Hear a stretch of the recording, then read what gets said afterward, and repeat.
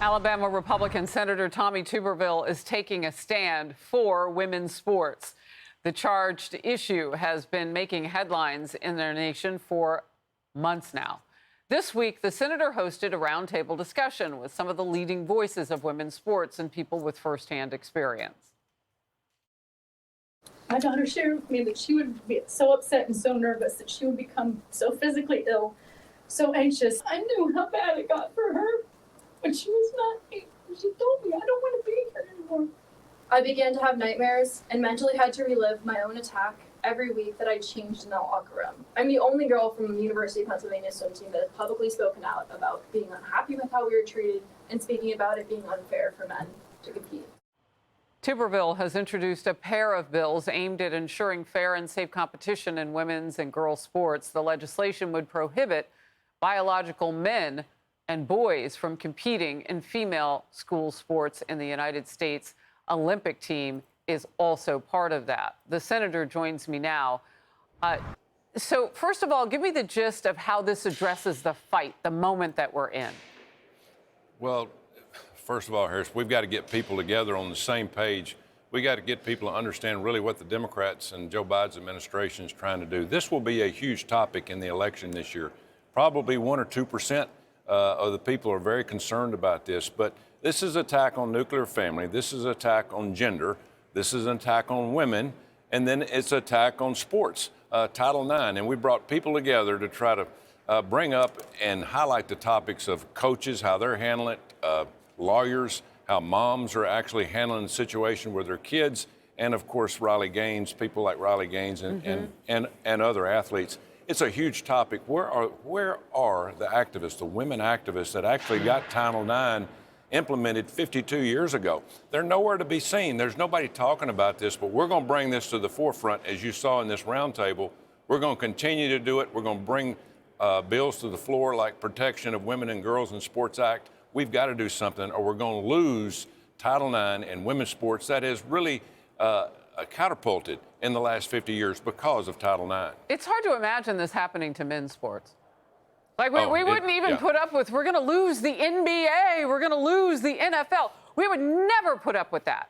But no, apparently we're willing to lose girls and women's sports. You mentioned those women who fought for this 52 years ago. What about their young daughters who now have no doubt grown up, been athletes along the way, and benefited from Title IX? Where are all of those voices? And women are getting hurt. I mean, I listened to a part of your roundtable. I mean, they were talking about the injuries that they suffered competing against biological men. Injuries, unfairness, and you're telling a young woman that you're going to get to compete, fine, but you're not going to get to compete for first place. You're going to compete for third or fourth or fifth, just depending on how many men athletes are involved in women's sports. You know, it's just something that you can't put your hands around. Why are they doing this? They're doing it, again, they're just attacking the nuclear family. They don't want any part, the Democratic Party they don't want any part of the nuclear family. But women's sports are going to survive because it's gotten to the point, Harris, that now we have a multitude of new sports. You know, softball is skyrocketing. Volleyball is one of the most fun sports to watch. Gymnastics, women's gymnastics, oh my goodness, especially in college, is really skyrocketed. So they're going to have a tough time breaking this down. But if they put men into it, what's going to happen, the young girls are not going to get involved because the parents aren't going to let them dress in the same dressing rooms, shower in the same showers. No. Because it is a travesty when you look at the safety that these Democrats are pushing on the American people. Yeah, and the audience saw my face light up when you said girls gymnastics, because they know that I have a 14-year-old who competes at a high level, and I'm really proud of her, so that's enough of mom. Please stay with us on screen, because we're going to both join former ESPN host Sage Steele, who was part of your senator's roundtable this week. She joins us now for this. And Sage, I want to ask you, I know you have professional athletes in your family formerly, and you've had a chance to really look at this, not just as someone who covers it, but also with your family members. What do you make of this? I think we're all kind of still in shock. And most importantly, the men in my family who are saying, what is going on and why? The why behind it is something that's maybe debatable. I remember the other day talking to Coach and saying to me, there's no other explanation except something insidious, something evil that is lurking. I don't know, because it does not make sense. At the end of the day, there is something specifically, intentionally being done to affect women's sports, to allow this to happen. I think the key for me now is, fine, we can ask why.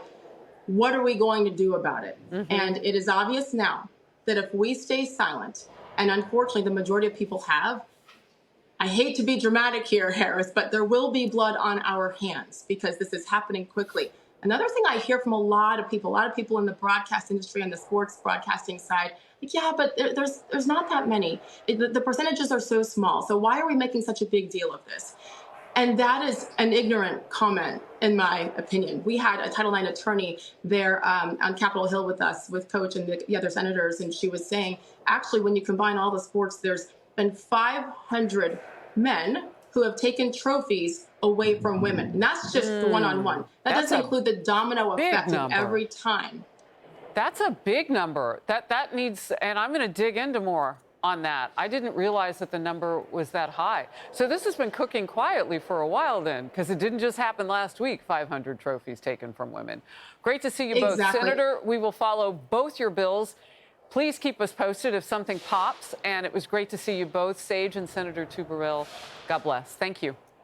Thank you, Harris. I'm Steve Ducey. I'm Brian Kilmeade. And I'm Ainsley Earhart. And click here to subscribe to the Fox News YouTube page to catch our hottest interviews and most compelling analysis.